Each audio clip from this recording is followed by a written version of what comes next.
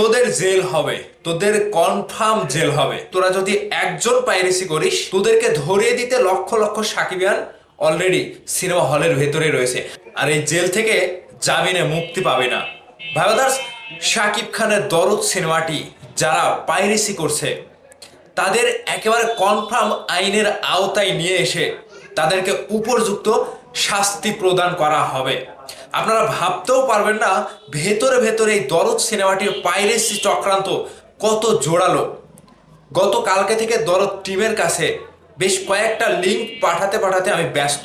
মানে এরকম ভাবে যে দরদ সিনেমাটি পাইরেসি করা হচ্ছে, মানে একটি সিনেমা ইন্ডাস্ট্রির ক্ষতি করতে এরা যে কিভাবে উঠে পড়ে লেগেছে রে ভাই, আপনারা মানে বুঝতে পারছেন না। মানে ভেতরের কাহিনীগুলো না দেখলে আপনারা বুঝতে পারবেন না। দরদ সিনেমাটি রিলিজ হওয়ার পরে যারা দরদের পেছনে লেগেছে, চক্রান্ত করছে, বিশেষ করে আপনারা যারা সাধারণ দর্শকও রয়েছেন, যারা না বুঝেই সিনেমা হলে গিয়ে সিনেমাটি ভিডিও করছেন, কিংবা 10 মিনিট 15 মিনিটের ভিডিও ক্লিপ ছেড়ে দিচ্ছেন ফেসবুকে, ইউটিউবে, তাদেরকে আবারও আমি সতর্ক করছি, যারা সাধারণ দর্শক আপনারা তো বলছেন না যে মানে এটা খুশির আমোদে ভিডিও করে ছেড়ে দিচ্ছেন, তাদের জন্য আমি বলতে চাই আপনারা কখনোই ভুলেও এই কাজটি সিনেমা হলে গিয়ে করবেন না। এটা একটি সিনেমার ক্ষতি হয়, এটা একটা সিনেমা ইন্ডাস্ট্রির ক্ষতি হয়। একটা সিনেমা হলে দেখতেই শোভা পায়, ফুল তো ফুল গাছেই শোভা পায় নাকি, ফুল তো আপনার হাতে শোভা পায় না। ঠিক তেমনই একটি সিনেমা, নতুন সিনেমা হলে দেখতেই শোভা পায়। মোবাইল ফোনে, ফেসবুকে, ইউটিউবে এগুলো আসলে করা অন্যায়।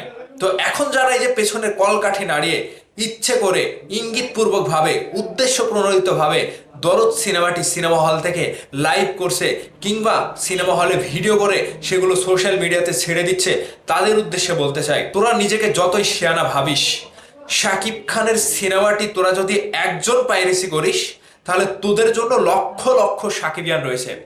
তোদেরকে ধরিয়ে দিতে লক্ষ লক্ষ সাকিবিয়ান অলরেডি সিনেমা হলের ভেতরে রয়েছে। আমি প্রত্যেকটা সাকিবিয়ানকে বলবো এবং প্রত্যেকটা দর্শককে বলবো, আপনার পাশের সিটে বসে কেউ যদি দরদ সিনেমাটি সিনেমা হল থেকে ভিডিও করতে লাগে, তৎক্ষণাৎ আপনি তার মোবাইল ফোনটি কেড়ে নেবেন, নিয়ে গিয়ে সেই সিনেমা হল মালিকের কাছে জমা দেবেন। পরবর্তীতে সেখান থেকে যা ব্যবস্থা নেওয়া হয়, দরদ টিম যে ব্যবস্থা নেয় তারা সেটা নেবে। আপনারা মানে সতর্ক থাকবেন এবং চারিদিকে আশপাশে লক্ষ্য রাখবেন যে কে মোবাইল ফোন দিয়ে দরদ সিনেমাটি ভিডিও করছে। আমি বেশ কয়েকটি ক্লিপ দেখতে পেলাম, বেশ কয়েকটি বড় বড় আকারের ক্লিপ দেখতে পেলাম, সবগুলোই আমি দরদ টিমের কাছে পাঠিয়েছি এবং তারা সেখান থেকে রিমুভ করতে, ব্লক করে দিতে সম্ভব হয়েছে।